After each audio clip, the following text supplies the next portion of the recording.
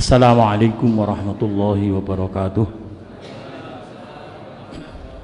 Alhamdulillahilladzi khalaqal mauta wal hayata liyabluwakum ayyukum ahsanu amala wa huwal azizul ghafur. Walladzi arsala rasulahu bil huda wa dinil haqq liyudhhirahu 'alad dini kullihi wa kafaa billahi shahida. Asyhadu an la ilaha illallah wahdahu la syarikalah wa asyhadu anna Muhammadan abduhu wa rasuluhu la nabiyya ba'dah. Allahumma salli wa sallim wa barik ala Muhammad wa ala alihi wa ashabihi ajma'in, amma ba'd.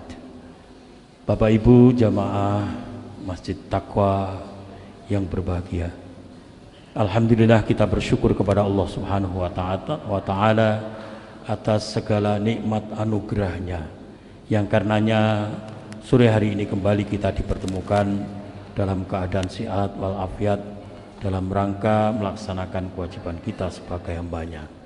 Salawat dan salam semoga senantiasa dilimpahkan kepada junjungan kita Rasulullah Muhammad sallallahu alaihi wasallam, kepada keluarganya dan para sahabatnya semuanya. Hadirin jamaah yang berbahagia, kita mulai kajian sore hari ini dengan bersama-sama membaca bacaan basmalah. Bismillahirrahmanirrahim. Ustadz Anang selaku yang semestinya mengisi kajian pada sore hari ini berhalangan hadir, dan untuk mewujudkan niat kita dari samping dalam rangka kita melaksanakan sholat berjamaah, saya yakin tadi sudah berniat untuk tholabul ilmi ya. Daripada niat saja tidak kesampaian, maka mari niat kita ini kita wujudkan. Kita tetap ngaji meskipun narasumber yang semestinya hadir ini tidak bisa hadir di tengah-tengah kita. Bapak Ibu yang saya hormati, tadi pagi kita sudah membahas bab wudu, yang tentu soal wudhu ini semuanya sudah menguasai, karena memang ini sudah kita lakukan setiap hari, setiap saat kita akan melakukan sholat ya. Akan tetapi kita lebih mendalami ya, agar kita tidak sekedar membasuh, mengusap anggota-anggota wudhu sebagaimana yang dituntunkan, tapi lebih dari itu filosofi dari masing-masing gerakan basuhan, usapan dalam wudhu itu kita fahami ya.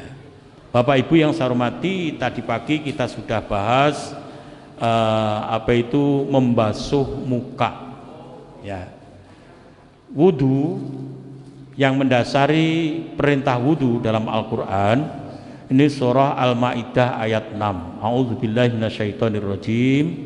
Ya ayyuhalladzina amanu idza kumtum ilas sholati faghsilu wujuhakum wa aydiyakum ilal marafiqi wamsahu biru'usikum wa arjulakum ilal ka'bain ila akhiri ya. Wahai orang-orang yang beriman, idza kumtum ilas sholati, apabila kamu akan menjalankan sholat, akan mendirikan sholat, faghsilu, maka basuhlah ya. Faghsilu wujuhakum, maka basuhlah wajah-wajah kalian semuanya ya.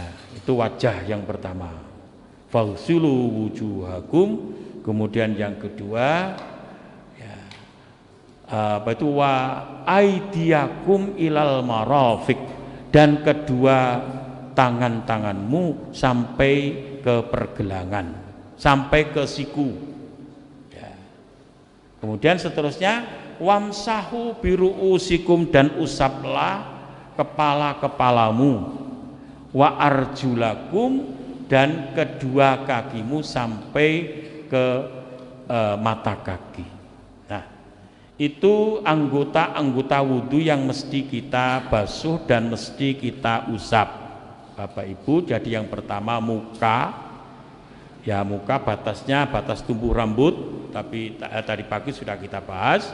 Kemudian yang kedua aidiakum, kedua belah tangan ilal marofik, sampai ke apa ini, siku, ya sampai ke siku, sampai ke siku atau sebelum siku, ya ila itu artinya kepada atau sampai. Jadi kalau mau ke Solo, sampai masuk Solo apa sebelum Solo? Sampai ya masuk Solo, jadi sampai ke sampai ke siku. Jadi siku ini harus terbasuh, ya. Nah kemudian wamsahu biruusikum. Nah ini beda. Kalau tadi fausilu, basuhlah, ini untuk wajah dan tangan. Nah kemudian yang ketiga wamsahu, itu cukup usap, usaplah kepala-kepalamu, ya. Jadi cukup diusap, tidak digerujuk seperti wajah dan tangan, ya. Karena perintahnya wamsahu. Nah kemudian wa arjulakum. Nah arjul ini kaki, ini kira-kira dibasuh apa diusap? Ya dibasuh. Karena di situ ada wa arjulakum, bukan wa arjulikum. Ya harokatnya fathah. Fathah itu berarti maktufnya bukan ke kepala, ya ikutannya bukan ke kepala tapi ke muka dan tangan. Ya, jadi wamsahu biruusikum, usaplah kepala-kepalamu dan kakimu, tapi kakimu itu kembalinya ke tadi muka dan tangan. Makanya harokatnya sama, wa arjulakum, wa aidiakum, ya wujuhakum. Nah sama, wujuhakum wa aidiakum. Nah kemudian setelah kepala wa arjulakum, ya fathah, ini menunjukkan maf'ul bi. Nah kalau yang kepala tadi biruusikum, ya dengan kepala-kepalamu, ya karena ada harfu jar, ya biruusikum. Nah kita tidak sedang membahas tentang fikihnya, ya, tapi kita ingin lebih dari filosofi basuhan dan usapan yang ada di dalam wudhu itu. Tadi pagi sudah kita mulai, yaitu membasuh muka, ya. Penting tidak muka ini Bapak Ibu? Penting. Bahkan bisa dibilang muka ini mewakili seluruh anggota tubuh kita. Segala bentuk administrasi, ya, di KTP, apalagi mungkin di statistik, ya, mungkin juga ketika kita ngurus apa itu SKCK itu, ya, itu butuh apa Bapak Ibu? Butuh foto apa? Foto muka, ya, bukan foto dengkul, ya. Ya, itu berarti bahwa muka ini penting, gitu ya. Muka ini sangat penting. Jadi fast foto itu fast foto muka, bukan fast foto belakang, bukan fast foto lutut, bukan fast foto kaki, tangan dan sebagainya, tapi fast foto muka kita.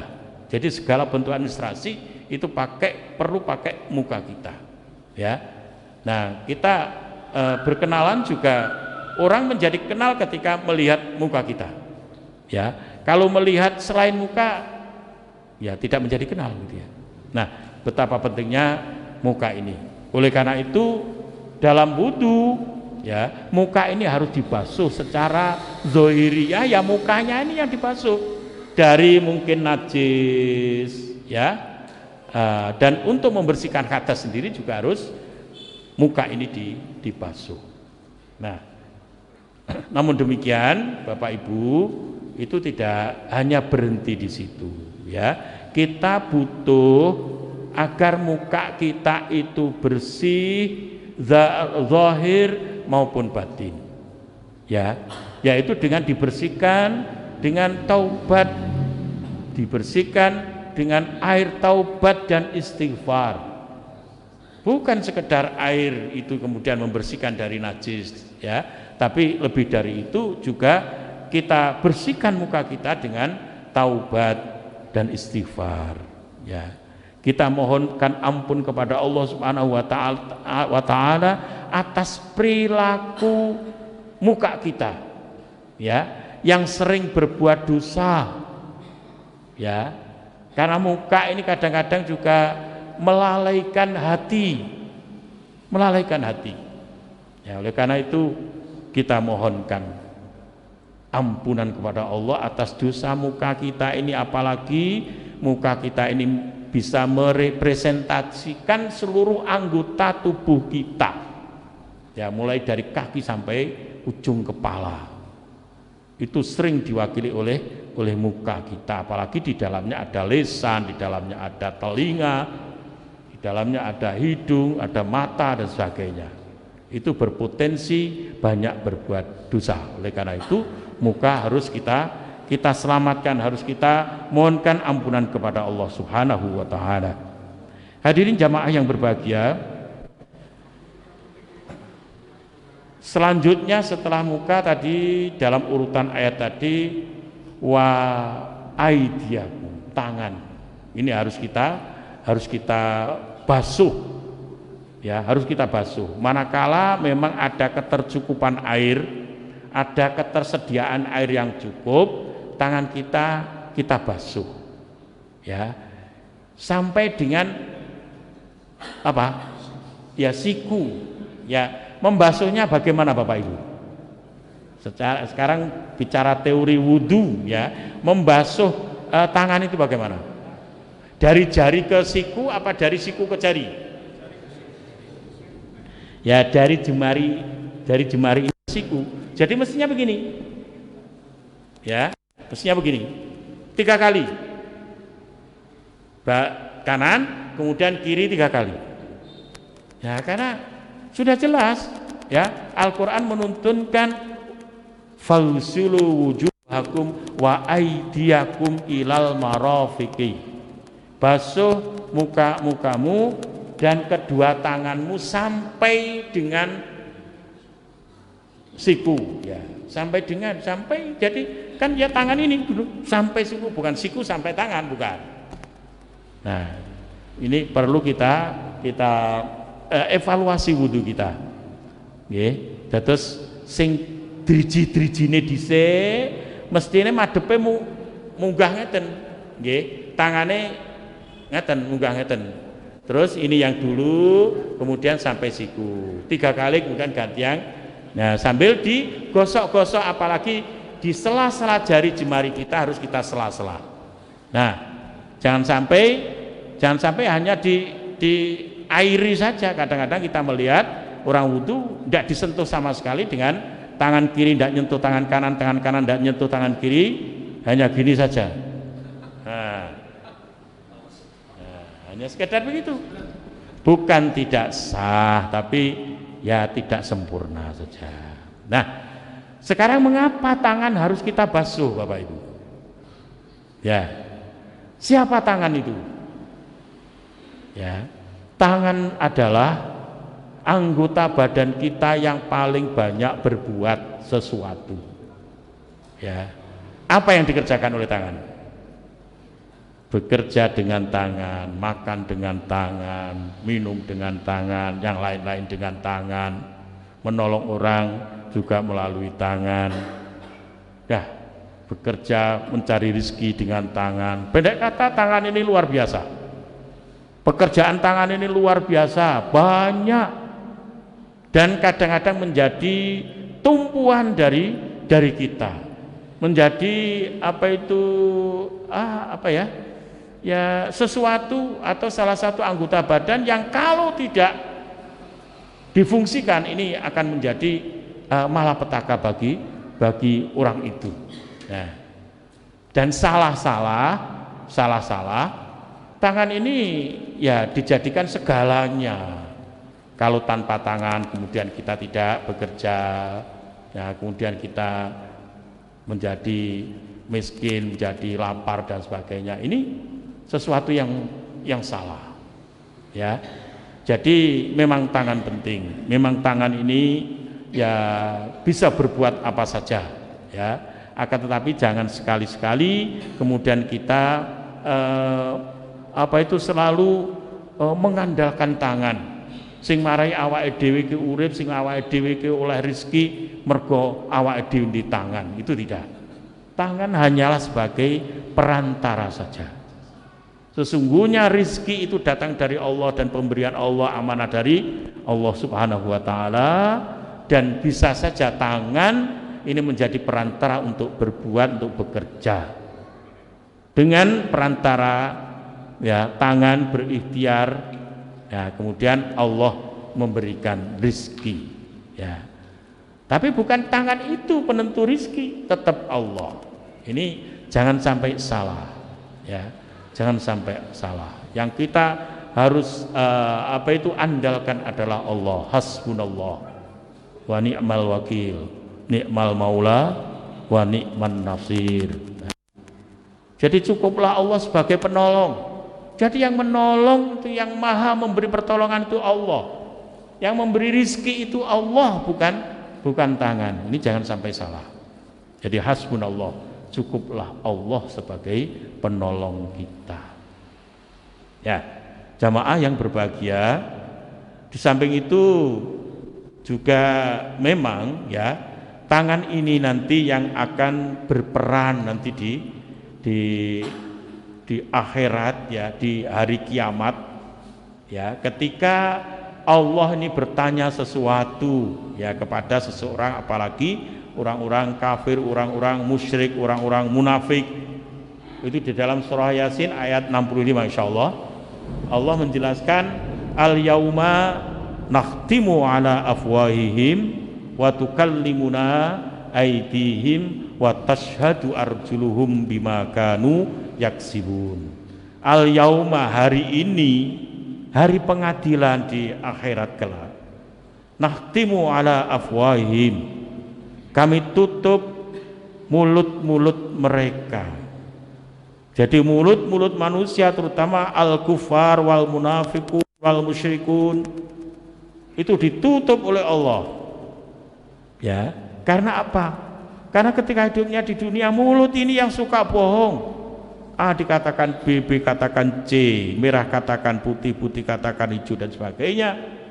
Ini luar biasa mulut ini. Ya, itu begitu mudah, begitu licin untuk berbohong. Ya, makanya kemudian mulut ini sudah tidak dipercaya lagi nanti di akhirat. Maka Allah akan menanya tangannya, karena tanganlah yang paling banyak berbuat, ya, ketika hidup di dunia. Makanya al yauma, hari ini, nakhtimu, ya, kami Allah nakhtimu, tutup, ya, ala afwahim wa tukallimuna aydihim, dan aku wa tukallimuna aydihim, dan tangan-tangan mereka yang akan bercerita kepadaku, kepada Allah, ya. Wa tashhadu arjuluhum, dan kaki-kaki mereka yang akan menjadi saksi, bima kanu yaksibun, ya, tentang apa-apa yang telah mereka kerjakan, yang mereka lakukan, yang mereka usahakan di saat hidupnya di dunia. Ya, itu karena pelakunya tangan, saksinya adalah kaki, ya, maka tanganlah yang akan bicara di hadapan Allah Subhanahu wa taala, dan kakilah yang akan bersaksi. Tangan yang berbuat, kaki yang mengantar. Siapapun, ya, siapapun. Orang mau berbuat jelek, mau mencuri, ya, nanti yang bakal mencuri adalah tangannya. Diperintah oleh pikirannya, oleh hatinya, ya. Kemudian tangannya nanti yang akan berbuat, dan kakinya yang ngantar. Makanya kaki itu bersaksi di hadapan Allah Subhanahu wa taala. Tangan ini berbuat, wahai Allah, benar, saya telah melakukan ini pada hari ini, bulan ini, jam ini, detik ini, menit ini, ya, melakukan begini. Nah, kaki juga bersaksi, betul Allah, sayalah kaki, sayalah yang mengantar. Ya, itu. Tidak akan terlepas. Lesannya ditutup. Karena biasanya lesannya yang berbohong. Mboten Gusti Allah. Tidak bisa nanti bohong. Ya, bohong itu hanya bisa sekarang ini. Ya, oleh karena itu kalau mau bohong sekarang saja Bapak Ibu. Minjing mboten saged nggoro ya awake dhewe. Ya, wa tasyhadu arjulum bima kanu yaksibun, dan bersaksilah kaki-kaki itu ya sesuai dengan sesuai dengan apa yang diusahakan ketika hidupnya di dunia. Nah, itulah Bapak dan Ibu ya tentang pekerjaan tangan ya, tentang pentingnya kita ini membasuh tangan kita, bukan sekedar kita ingin menghilangkan najis yang nempel di tangan kita, itu jelas ya, itu jelas. Jadi jangan sampai kita wudhu tapi tetap juga terhalang ada air yang tidak sampai ke kulit anggota wudhu kita, termasuk tangan. Mungkin tangan baru saja bekerja yang kemudian nempel di tangan kita itu benda-benda tertentu meskipun bukan benda najis, misalnya kena getah ya, itu kan tidak najis tapi nempel di tangan kita dan itu tidak kita bersihkan sehingga menghalangi air nanti bisa bisa sampai ke kulit kita karena terhalang oleh getah tadi. Makanya getah harus dibersihkan ya, sampai ketika kita membasuh tangan itu air itu sampai ke kulit kita ya. Nah kemudian juga di samping itu ya memang secara zahiriyah yang kita basuh adalah tangan kita ya, tapi di dalamnya ada pengertian bahwa tangan ini harus kita basuh juga dengan air taubat dan istighfar ya. Jadi karena tangan banyak berbuat salah, melakukan sesuatu yang tidak benar, meskipun ini juga atas perintah otak, atas perintah hati kita, tapi yang jelas tangan juga berbuat sesuatu yang tidak benar. Oleh karena itu tangan harus kita bersihkan, harus kita sucikan ya, harus kita bersihkan dengan air tobat dan istighfar.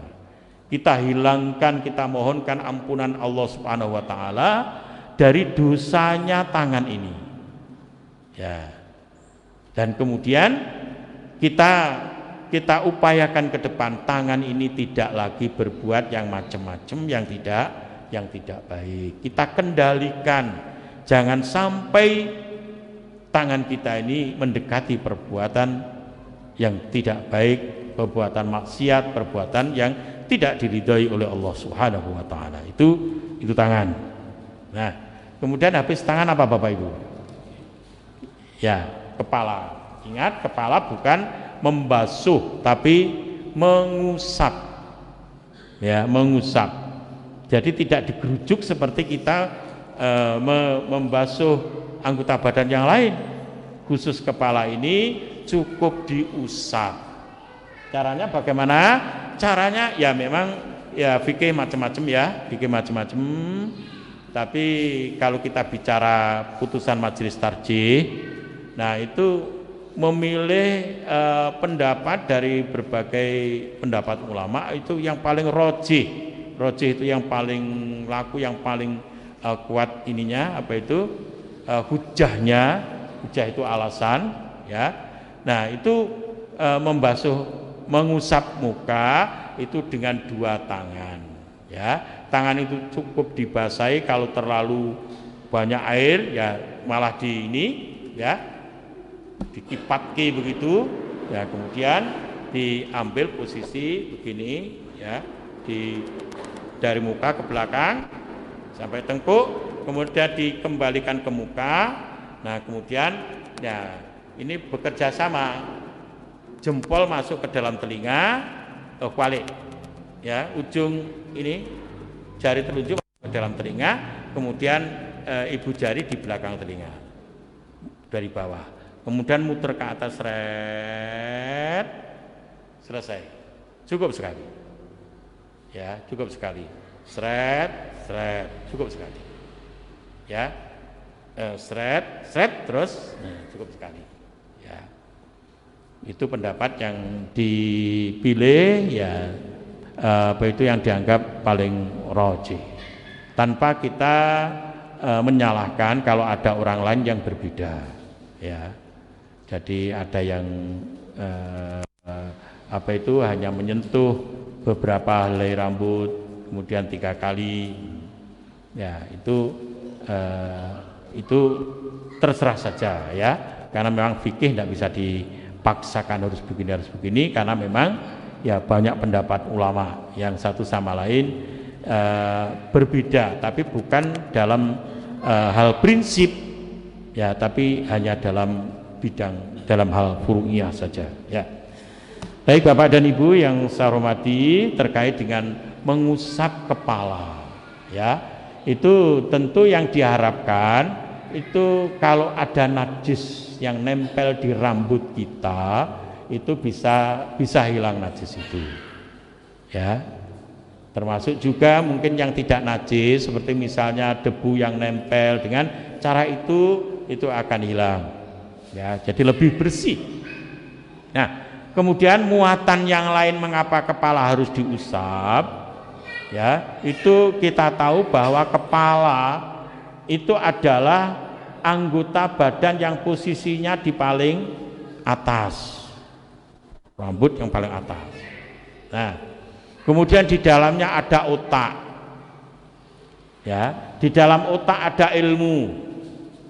Nah kadang-kadang otak dengan ilmu kita ini menjadikan kita ini sombong ya, padahal sombong itu sangat berbahaya, termasuk syirik asghar juga.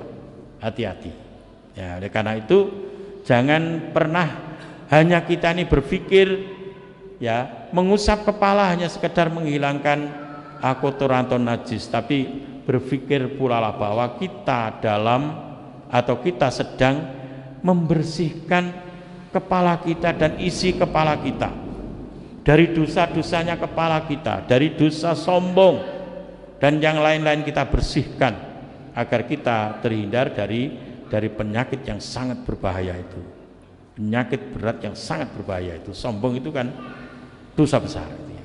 Nah ini supaya sampai ke sana ya, makanya insya Allah ketika kita ini setiap basuhan anggota wudhu kita nikmati, kita camkan ya, kita renungkan, insya Allah bukan sekedar kita ini suci dari hadas ya, tapi insya Allah itu ada manfaat lebih yang bisa kita ambil dari kita berwudu itu.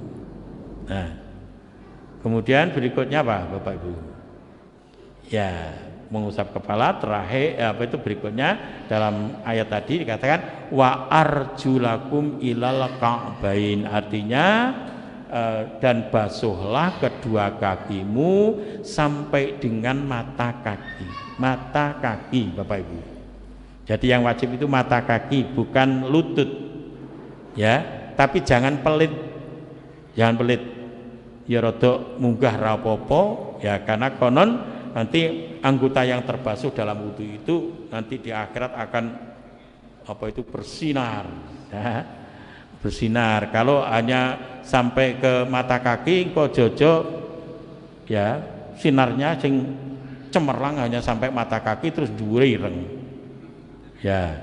Hanya saja Bapak dan Ibu, kalau panjenengan umroh, kalau panjenengan haji ya, di sana ketika kita di Madinah atau di Makkah berwudu, lek nyincing nih sarunge itu ada itu laki-laki ya, itu di atas mata kaki, apalagi lebih atas dikit mesti ditegur, seneni yang wong Arab ya.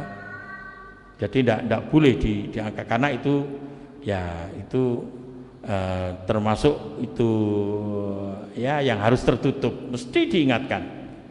Nah dan orang Indonesia itu terbiasa mau wudhu begitu lek cincing ini sak ndure dengkul. Ini bapak-bapak ini, kalau ibu-ibu saya tidak pernah melihat ya sekaya nang omah itu dijunjung nganti dhuwur dengkul rada adoh. Nah itu kalau ketahuan syekh itu ya, itu mesti dibengok, mesti marah-marah itu Ya, jadi hati-hati. Ya, kalau di sana itu mau wudhu, kalau di Masjidil Haram, Masjid Nabawi itu tempat wudhunya ada tempat duduknya, ya, ada tempat duduknya. Nah, kalau ketika kita sedang berada di Mina, di Arafah, tidak ada, hanya keran-keran begitu. Nah, ini biasanya ketika kita wudhu di keran-keran ini usak gileme, podo karo neng ngomah gitu ya. Jadi ya sarungnya itu diangkat tinggi-tinggi, ya, itu sampai, nah ini tidak boleh gitu ya. Jadi kita hati-hati ya, diangkat dikit saja di atas mata kaki, ya meskipun nanti yang dibasuh juga termasuk di atas mata kaki, ya tapi tidak terlalu vulgar gitu ya, diangkat tinggi-tinggi, itu tidak boleh. Ya di samping itu di sana itu ya serodok kena teles sidik kan tidak apa-apa, ya. Jadi kainnya atau sarungnya itu kena air wudhu tidak masalah. Nanti kembali ke tenda itu sudah kering lagi gitu ya. Ya, jadi tidak usah ya seperti di kita ya, di tempat-tempat wudhu kita itu betul-betul tidak benar gitu ya.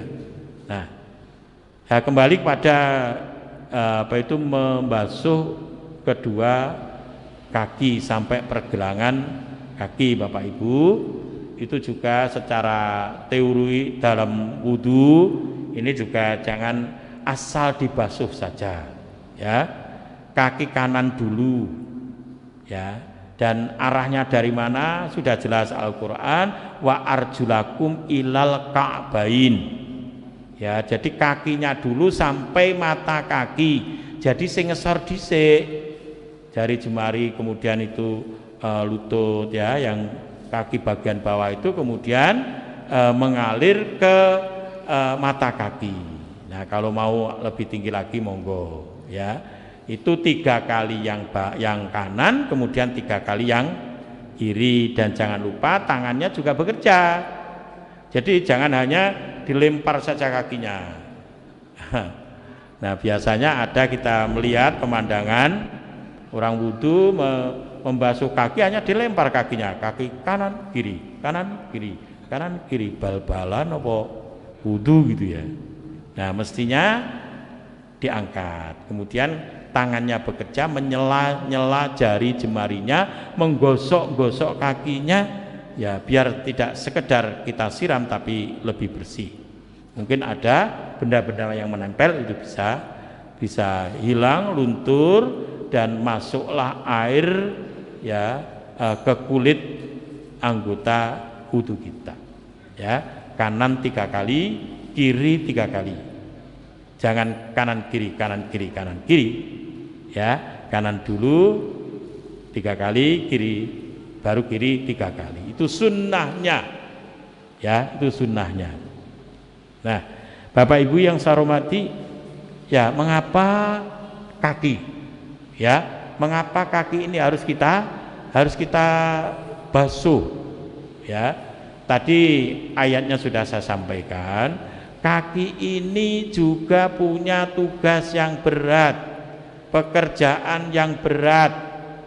Apalah artinya tangan, apalah artinya anggota badan yang lain ketika kaki ini tidak membantu mengantarkan ya menuju ke tempat bekerjanya tangan ya. Syukur-syukur kita resapi, kita membasuh kaki kita dalam rangka kita ini memintakan ampunan kepada Allah atas dosa-dosa kaki kita ya. Makanya juga kaki ini harus dibersihkan dengan air taubat dan istighfar. Nah, yang insya Allah dengan begitu bersihlah dosanya kaki ini gitu ya. Nah ini anggota badan anggota wudhu yang mesti kita basuh dan kita usap. Yang lainnya itu sunnah ya. Jadi kalau sebelum kita membasuh muka ada mencuci tangan, ada berkumur, ada istinsyak ya. Nah itu sunnah ya, yang wajib dibasuh, yang tidak bisa dilewatkan dan ketika kelewatan menjadi tidak sah wudunya, ya tadi apa? Muka, tangan, kepala, kaki. Nah itu mohon diingat. Dan untuk anggota wudu itu supaya diseriusi dalam kita membasuh, mengusap, ya sesuai dengan tuntunan agar wudu kita ini sah, dan sahnya wudu akan membawa ke sahnya sholat juga. Bapak Ibu yang saya hormati, ya wudu itu salah satu cara bersuci, ya salah satu cara bersuci, ya. Dan bersuci ini salah satu ya syarat sahnya ibadah yang terkait di dalamnya, ya. Jadi ada sholat, ada tawaf. Nah, tawaf kan juga harus dalam keadaan suci, ya. Tidak boleh dalam keadaan batal kemudian kita melakukan tawaf, ya. Berarti ketika kita batal tidak wudu, kita tawaf, tidak sah tawafnya. Jamaah yang berbahagia, ya kita mempelajari ini dalam rangka ya berupaya untuk meningkatkan kualitas ibadah kita. Dan kita bahas bab wudu supaya wudu kita itu betul-betul berkualitas. Di samping wudunya sendiri sesuai dengan tuntunan Rasulullah Shallallahu Alaihi Wasallam, hikmah dari apa yang kita lakukan dalam berwudu itu juga bisa kita peroleh. Tidak sekedar kita membuat sahnya sholat kita dan ibadah yang lain yang terkait dengan wudu itu sendiri, tapi ada hikmah di balik wudu yang kita lakukan. Nah, demikian juga seharusnya ya kita berusaha untuk seluruh ibadah kita ada hikmah di dalamnya, ya. Secara keseluruhan sholat, ya, yang kita mulai dari takbiratul ihram sampai dengan salam, ya, itu ada aqwalun wa af'alun di dalamnya, ada ucapan-ucapan dan ada gerakan-gerakan yang kalau kita lakukan ucapan dan gerakan itu sesuai dengan tuntunan Rasulullah, itu sahlah sholat kita. Akan tetapi tentu kita tidak ingin hanya sekedar sah sholat kita, akan tetapi ada hikmah, ya, di dalam setiap gerakan dan ucapan sholat itu yang kemudian harus kita bisa ambil, ya, sehingga sholat kita itu lebih bermakna, ya, karena sholat itu sebagaimana Allah firmankan, Allah tegaskan, itu bisa tanha anil fahsyai wal mungkar, bisa mencegah perbuatan yang keji dan mungkar. Nah, itu tidak akan bisa tercapai hanya karena ucapannya benar, gerakannya benar, tapi tidak sampai kita bisa ambil hikmahnya, karena kita hanya mengucapkan dan melakukan gerakannya mungkin tidak sampai hati, gitu ya. Makanya setiap ucapan, setiap gerakan ya mesti kita tahu artinya, kita tahu maknanya, dan sampai ke dalam hati kita melakukan itu. Itulah yang sesungguhnya amat sangat sulit bagi kita, ya. Dan kemungkinan juga kita ya kadang-kadang bisa melakukannya dengan begitu, kadang-kadang tidak dan sebagainya. Tapi kita berusaha untuk sampai ke sana sholat kita, tidak sekedar gambarnya saja, tapi ruhnya juga harus ada. Mungkin itu Bapak dan Ibu yang bisa saya sampaikan dalam kesempatan ini. Mari kita akhiri dengan bersama-sama membaca bacaan hamdalah. Alhamdulillahirabbil alamin. Nasrum minallah wa fathun qarib. Subhanakallahumma wa bihamdika asyhadu an la ilaha illa anta astaghfiruka wa atubu ilaik. Assalamualaikum warahmatullahi wabarakatuh.